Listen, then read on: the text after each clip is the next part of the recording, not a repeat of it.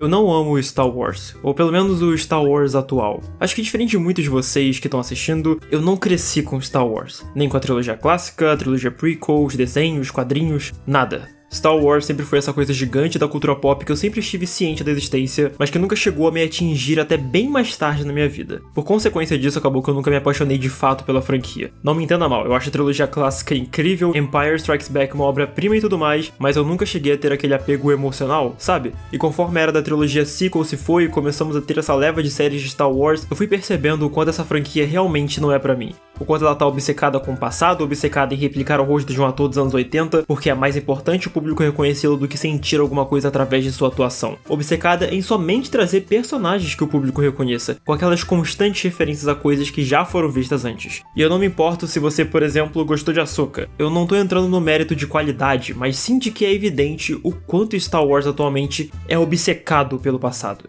Isso me faz lembrar quando ele não era isso. Muito pelo contrário. Quando Star Wars conseguiu honrar esse passado e criar algo novo, como nunca antes visto. O que pra mim é o melhor filme da franquia junto de Empire Strikes Back, mas que infelizmente não foi tão bem recebido quanto deveria e acabou acarretando nessa obsessão pelo passado que essa franquia tem hoje. Então, sem mais delongas, oi, eu sou Gustavo Costa e esse é o porquê Star Wars, Os Últimos Jedi, é uma obra-prima.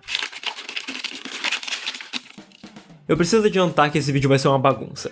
Eu amo tanto esse filme e tenho tanto a falar que sinceramente eu não sei como juntar tudo em um roteiro super coerente. Então se talvez vários pontos ficarem desconexos uns dos outros, vocês já sabem o porquê.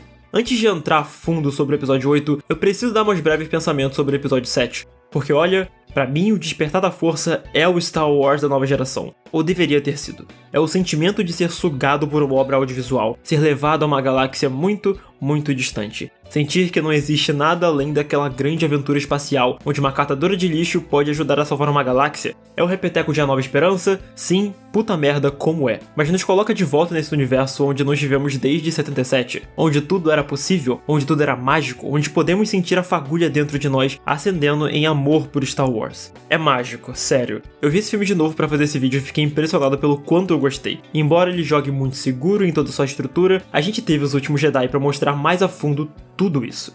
Os Últimos Jedi não é só um bom filme de Star Wars. Os Últimos Jedi é um bom filme. Desde seus primeiros minutos já temos algo nunca antes visto nessa franquia. O peso da morte de figurantes, dos rebeldes que morrem aos montes. Temos uma cena inteira onde uma simples rebelde, numa das várias naves que sempre vemos serem destruídas, sendo a protagonista. Sentimos o peso de sua morte, sentimos que todas essas pessoas importam. É desde o começo o Rian Johnson fazendo a afirmação que esse filme é sobre os ninguéms, de que essa trilogia é sobre os ninguéms, ou pelo menos deveria ter sido. Que Star Wars é sobre os ninguéms.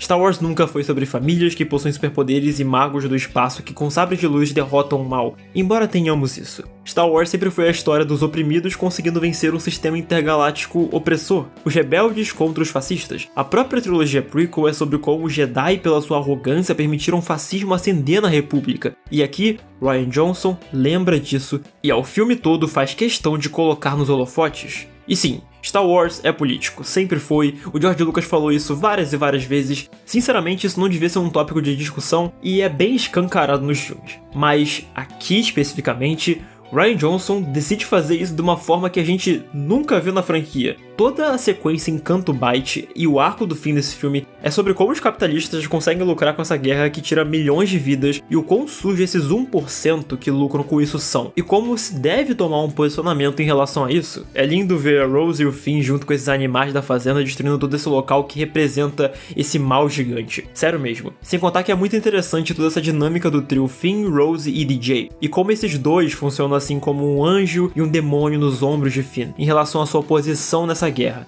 Eu sei que tem muita gente que não gosta desse núcleo, e eu sinceramente não entendo o porquê. Lembre-se que lá em O Despertar da Força, embora o Finn ajude a rebelião, tudo que ele faz foi em prol de salvar a sua amiga Rey, até mesmo fingir que sabe como desativar aquela base Starkiller só pra poder salvá-la. Ele não tomou a decisão de se juntar a essa guerra de fato, ele tomou a decisão de ajudar os seus amigos. E isso é onde encontramos ele aqui no começo da obra. O passo lógico e o tomado aqui é mostrar ele entendendo o peso de tudo isso, se juntando aos rebeldes pra enfrentar a Primeira Ordem de maneira altruísta, estando disposto a fazer o maior sacrifício. E olha, isso gera também uma das cenas que eu mais gosto em Star Wars, e vocês vão me ver falando muito isso nesse vídeo. De adianto, já peço perdão. You were always scum.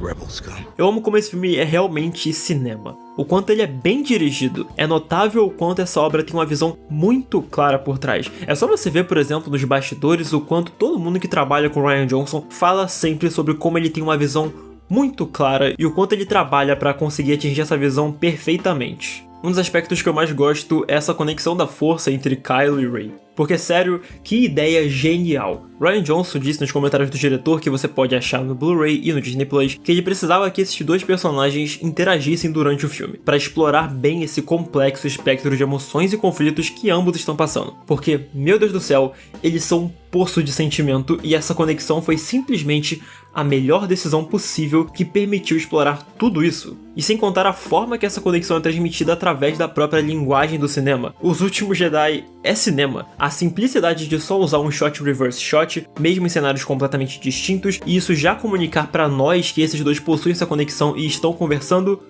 puta que pariu. Como não amar esse filme, sabe? E o melhor ainda é a catarse de tudo isso quando Kylo tenta trazer a Rey para o seu lado, no que pra mim é uma das melhores cenas de toda essa franquia. Eu disse que ia continuar dizendo isso. Onde Daisy Ridley e Adam Driver conseguem entregar performances espetaculares. Onde você sente o conflito só pelos olhares, você duvida se a Rey realmente vai se juntar a ele, você tem essa fotografia deslumbrante. Sério, tudo é impecável. Esse please, sério, que cena. Kylo Ren definitivamente é o meu personagem favorito de Star Wars, eu acho. Desconsiderando o episódio 9, é claro. Não tem nada mais interessante do que um cara que não sabe lidar com seus problemas de raiva, não é? E é muito bom ver como ele é obcecado com esse passado. Se em Despertar da Força é tudo pra se tornar o novo Vader, aqui ele procura queimar todo esse legado. Essa revolta dele e conflitos internos que a gente tem algumas pinceladas em O Despertar da Força, aqui são explorados a fundo. Começando com a quebra de sua máscara, que olha, obrigado Rian Johnson, porque seria um crime esconder a performance poderosíssima de Adam Driver. Sério mesmo. Sem contar o significado dessa ser essa quebra dele de ser esse Vader wannabe para se tornar algo de fato próprio. Os Últimos Jedi questiona essa obsessão pelo passado, pelo mito do Jedi, o que hoje em dia funciona ainda mais quando se vê os fãs clamando por mais e mais dessa fantasia. E uma frase que resume muito bem tudo isso é... You think what?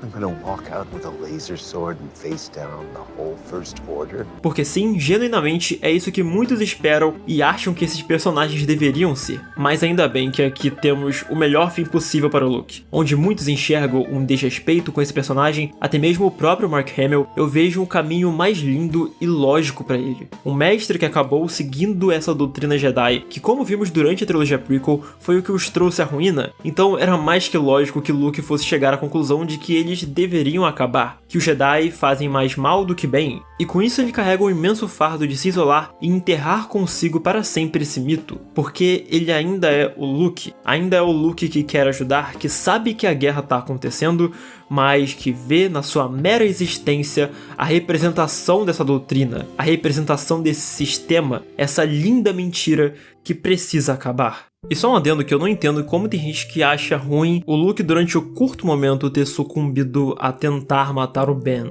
Sério, como que você acha que esse cara nunca faria algo do tipo? Eu acho que funciona muito bem tematicamente e também reforça o isolamento dele por essa vergonha que ele sentiu de ter sucumbido durante esse pequeno momento. Um dos temas centrais do filme é entender que o passado não define a gente, que podemos e devemos forjar um novo caminho através dos nossos erros. Não devemos ser presos a eles. A conversa com Yoda, o que é um dos meus momentos favoritos do filme, escancara isso na nossa cara. The greatest teacher failure is. Esse momento sempre mexe comigo. É uma performance tão linda pelo Mark Hamill, onde você sente essa realização, essa virada de chave nos seus olhos ali, poderoso, sabe? O que leva a catarse de tudo isso em seu confronto com Kylo Ren. Logo depois de uma despedida daqueles que ele ama, numa das sequências mais lindas de toda a franquia, essa troca entre Mark Hamill e Carrie Fisher é simplesmente sublime. Algo mágico de se assistir e impossível de não tocar o nosso coração. Esses momentos de diálogo são quando você percebe o quanto Rian Johnson realmente é um diretor, não é? A despedida da Holdo também me causa isso. Mais um momento com a Carrie Fisher para exemplificar o quão incrível ela foi aqui. Mas voltando. A projeção de Luke que confronta Kylo não só representa essa sua virada em entender que a galáxia precisa de uma lenda, de uma esperança, de Luke Skywalker. mas também ecoa esse desejo irreal de vê-lo com um sabre de luz enfrentando toda a Primeira Ordem, porque é isso que ele faz. E aí revelamos que destruir toda aquela armada nunca foi seu objetivo, que ele morreu por algo muito maior. That's how we're gonna win. Not fighting what we hate. Saving what we love. Cara, como eu amo esse núcleo do Paul. Sério, é muito interessante pessoas confinadas em um espaço e discutindo. Só isso. Sério, eu adoro esse cenário. E sem contar que isso gera uma das cenas mais lindas de toda a franquia. Essa é a última vez que eu vou falar isso, eu juro. Pronto, eu só queria ter citado isso rapidamente. Esse filme possui a melhor explicação da força desde A Nova Esperança, voltando às origens de uma força que liga todos os seres, a essência desse mundo, o equilíbrio, algo que vive em todos nós, não só em famílias especiais, não algo que você possa simplesmente medir. Aqui de novo voltamos a falar sobre como isso é algo de todo mundo.